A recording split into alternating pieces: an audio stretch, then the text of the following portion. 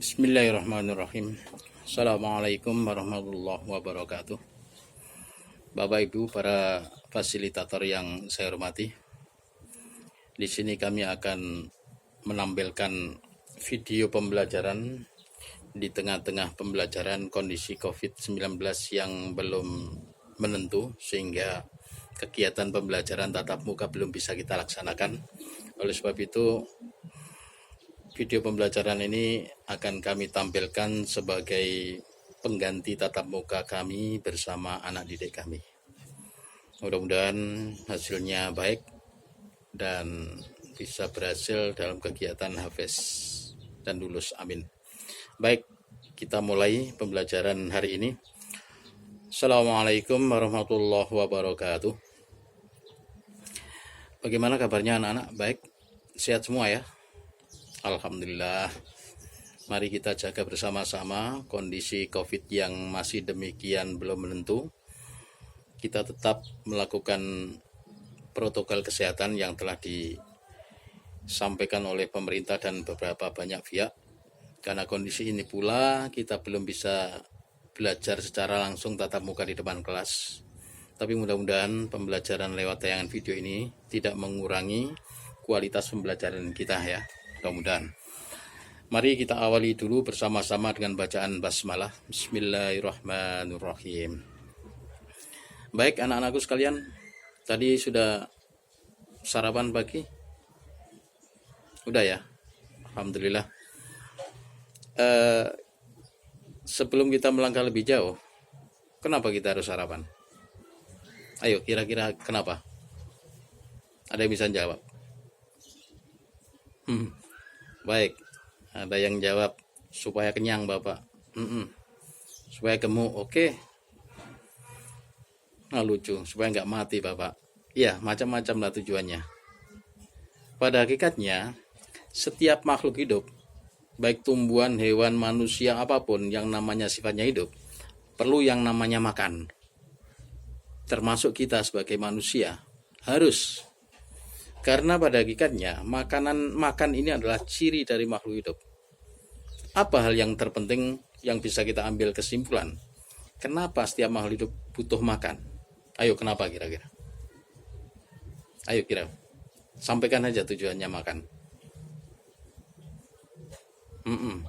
Baik, intinya setiap makhluk hidup membutuhkan makan. Yang pertama adalah untuk menghasilkan energi. Energi atau tenaga ini dibutuhkan setiap makhluk hidup untuk melakukan aktivitas. Termasuk kita sebagai makhluk hidup yang namanya manusia butuh makan. Mustahil kalau kita tanpa makan energinya akan keluar dengan normal.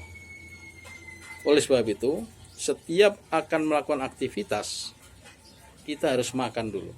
Sehingga energi yang akan kita hasilkan bagus, normal, sehingga melakukan aktivitas juga baik. Yang pertama. Yang kedua, untuk zat pembangun. Zat pembangun ini kaitannya dengan pertumbuhan, perkembangan, dan mengganti sel-sel yang rusak. Karena pada hakikatnya sel-sel tubuh kita ini tidak selamanya tetap. Setiap waktu akan mengalami kerusakan. Dan kerusakan-kerusakan itu akan tergantikan lewat makanan. Yang ketiga, untuk mengatur proses yang terjadi di dalam tubuh kita dan sebagai pelindung. Oleh sebab itu, perlindungan terhadap berbagai macam penyakit ini dibutuhkan makanan. Nah, untuk mencapai 3 sasaran makanan itu tadi, maka dibutuhkan makanan yang baik, makanan yang memenuhi kesehatan. Apa kira-kira makanan yang menurut kesehatan itu cukup? Anak-anak pernah mendengar istilah 4 sehat 5 sempurna ketika kalian masih tingkat sekolah dasar atau mungkin tingkat sekolah menengah pertama. Sering disampaikan Bapak Ibu guru kita, makanlah sesuai dengan 4 sehat 5 sempurna. Yang pertama, ada nasi. Yang kedua, ada lauk pauk. Yang ketiga, ada sayuran. Yang keempat, ada buah-buahan. Dan yang terakhir disempurnakan dengan adanya susu. itu minimal sudah mencapai sasaran 3 fungsi tadi. Nah, gimana tadi? Sarapannya apa? Sudah cukup dengan 4 sehat 5 sempurna? Ya, karena ini kondisinya kadang-kadang tergantung dengan ekonomi, ya minimal lah energi kita sudah bisa dihasilkan lewat makanan. Nah, kenapa Bapak menanyakan seputar makanan? Karena hari ini kita akan belajar tentang sistem pencernaan makanan pada manusia. Nah, pembelajaran hari ini yaitu mari kita belajar tentang yang pertama, alat-alat pencernaan makanan pada manusia. Alat pencernaan makanan pada manusia yang pertama adalah rongga mulut. Yang kedua, kerongkongan. Yang ketiga, lambung. Yang keempat, usus halus. Yang kelima, usus besar, dan yang terakhir adalah anus.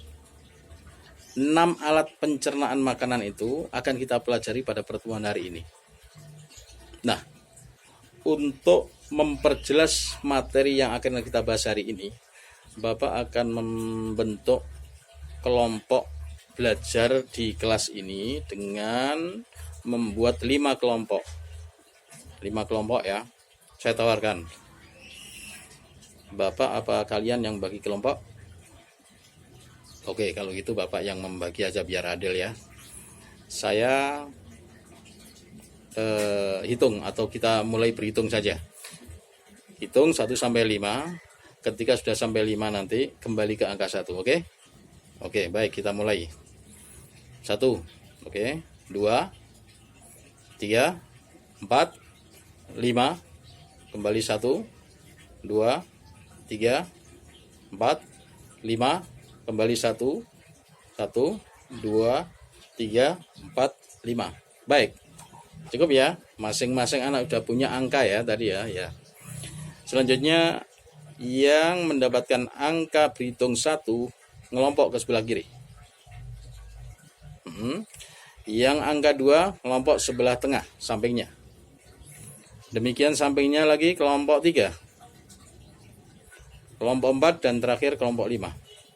Nah, masing-masing kelompok silakan mengamati torso yang ada di kanan kiri kalian.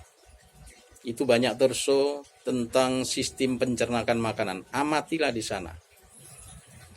Nah, yang harus kalian lakukan adalah mengidentifikasi alat-alat pencernaan manusia. Sekali lagi, mengidentifikasi alat-alat pencernaan manusia.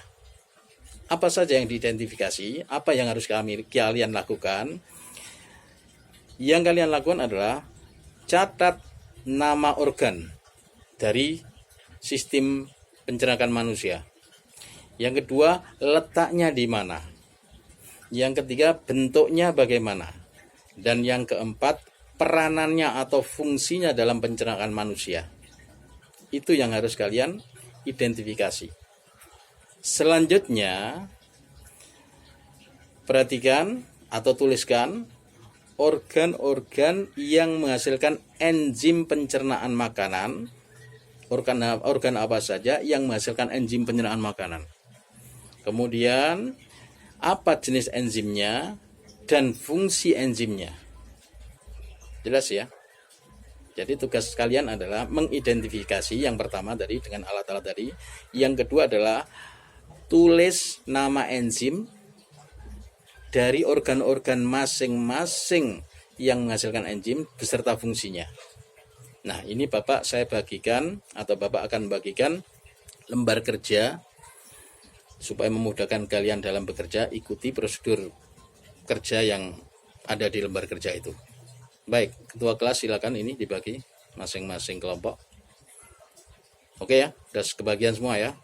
Nah, silakan sekarang bekerja sesuai dengan kelompoknya, amati torsonya, catat identifikasi yang sesuai dengan di lembar kerja. Kemudian setelah itu, sebelum dikumpulkan laporan itu, anak-anak nanti silakan mempresentasikan di depan kelas, di hadapan teman-temannya masing-masing kelompok, kalaupun tidak semuanya tampil, minimal mewakili dari masing-masing kelompok tampil di depan. Kelompok lain boleh menanggapi. Jadi kelompok lain boleh menanggapi. Jelas ya, menanggapi. Setelah itu